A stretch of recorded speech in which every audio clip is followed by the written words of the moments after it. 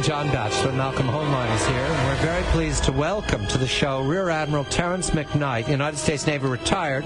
He's a member of the Board of Advisors of the Jewish Institute for National Security Affairs, JINSA. That's one of your outfits, Malcolm, correct? Admiral, a very good evening to you. Terence, the two incidents, January 6th, we're told from CNN that fast attack boats by the IRGC approached the USS New Orleans in the Strait of Hormuz within 500 yards. At the same time, the same day, similar attack boats in the north of the Gulf approached a U.S. Navy cutter, a Coast Guard cutter, within 500 yards or less. And at the same, within days, the IRGC announced that it was going to sortie Kilo class, very silent submarines, I believe they got them from the Russians, maybe the Germans, into the Strait of Hormuz. Is the U.S. Navy, the Fifth Fleet, are they prepared to deal with these multiple-pronged threats in order to keep the strait open? Good evening to you, Admiral. Yeah, good evening, and thank you for having me tonight. To answer your question, yes, the United States Navy is well prepared to handle the threats in the Straits of Hormuz.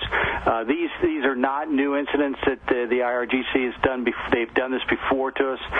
They routinely do the exercises. They test us. They try to figure out how we will react.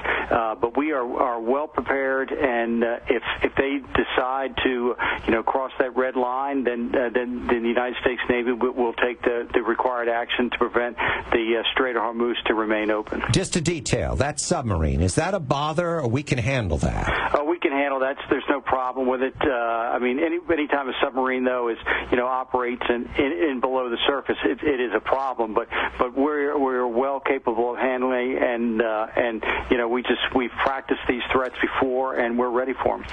Admiral, is it the power to harass, or does Iran really have the power to close the straits? Well, the simple answer to the question is yes, they have the power to close it. I mean, they could lay a minefield or just the threats, but we have the capability to go and clear those mines out and reopen with our coalition forces to reopen the Straits of Hormuz. Do you believe Iran would cut off its nose to spite its face by closing the straits when it means closing off their oil exports? I don't think so. I mean, but they've threatened it many times. But we've seen actions before that we didn't think they would do. I remember several years ago they captured a British frigate was out operating in the Northern Gulf, and they took hostage 13 sailors, and we did not anticipate that. So they will take actions. They've done things in the past that we were not sure why they did them. So they could act kind of crazy and then decide, hey, we've thrown a bunch of mines in the water and just test and see what happens. But we have the capability to prevent them from doing it, and if they do it, we have the capability to clear the mines. Did our failure to act, or the West to act with resolve when those 13 guys were caught, and the humiliating marches, etc., and negotiations, did that embolden then the Iranians to take stronger action, believing the West is weak? No, I don't think so. I think they know the firepower we have. We have operated in the vicinity with the carrier strike groups. We're out there. We're present. They know we're out there and present. They do maritime patrols. They see us operating, so they know, and they've seen what we've done in Iraq and Afghanistan with our firepower, and they understand it. So they're well aware. We have warned them before not to do things. So they are well aware that we have the capability to prevent them from doing it. Timeline, Admiral. You write that it would take weeks or months to clear the Strait of Iranian mines.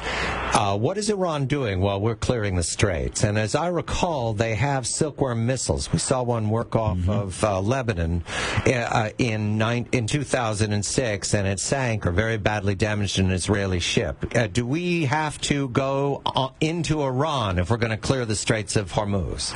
Well, that's a major concern. Anytime you operate in their close proximity to land, just like you said, what happened off of Lebanon, you have coastal missiles. So that would definitely be a concern. Now, that if they put the mines in the water, we would happily take the defensive matters to make sure that if we had to go in there and clear, that they did not launch missiles at us. Does that just a moment now, Malcolm? Silkworm missile. I learned to respect a silkworm missile. That means we've got to go and find them. Those are fired from trucks. They're mobile.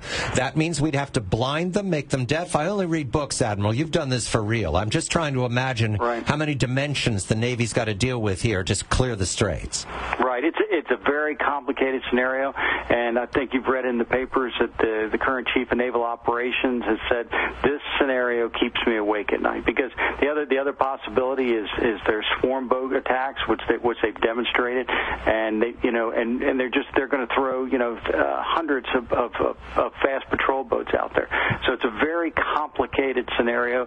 But will somebody get hit or somebody take damage? There's a possibility, but we are prepared to prevent those things from happening. Yeah, I think my question really dovetails to John's about the islands in the Straits. We've heard that they have missile emplacements there. Does that mean we have to clean that out as well? Well, not necessarily. We have to clean them out, but we may take. We have preventative measures that we could. If they shoot the missiles, we can take the missiles out as they come in at the ships. But when you have minesweepers, then they're clearing. We also would have to have other ships in there. But I think we would make it pretty clear to them that that if you're going to go into a shooting war, that it's not. We're going to take the measures we need to prevent them from getting the upper hand. I know it seems semantic, Admiral, but we saw this come up during the Libya occasion. We're clearing the mines. We're dealing with fast attack boats. We're searching for silent submarines. We're dealing with silkworm missiles fired from mobile launchers on shore. Are we at war with Iran, Admiral? So right now, no. No. I mean, in the event that yes. Yeah. Are we talking? I mean, that's a story we could break. Yes. No. I mean, it's a tough question, but you remember back in the tanker wars, we had the same scenario. There were mines. We had to clear the mines. They had some missiles. Of course, they've grown in capability, and we were not at war with Iran, so no. All right. So we could semantically say we're simply keeping the straits open, and we're not engaged. And the United States Navy does that. I mean, every day all over the world. I mean, we try to say we're here to show the presence that we're going to make sure that there's freedom of navigation and there's free flow of commerce throughout the world. Can I ask you, what is your assessment, just as a point of interest, about the Russian presence in Tartus now? The fact they put their aircraft carrier there, et cetera. Oh, you're trying to reawaken the Cold Warrior in him.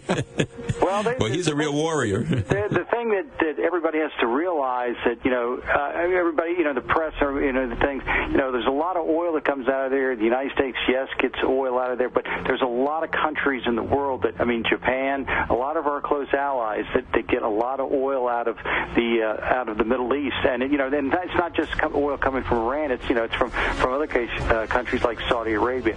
So there's other people who have interest there, and they're protecting their interests also. Rear Admiral Terence McKnight, United States Navy retired. He's a member of the Board of Advisors of the Jewish Institute for National Security Affairs, JINSA, Malcolm Hoenlein Conference of Presidents, major American Jewish organizations. We're not at war. All hypothetical. Malcolm and I are just enjoying these thrillers. I'm John Batchelor.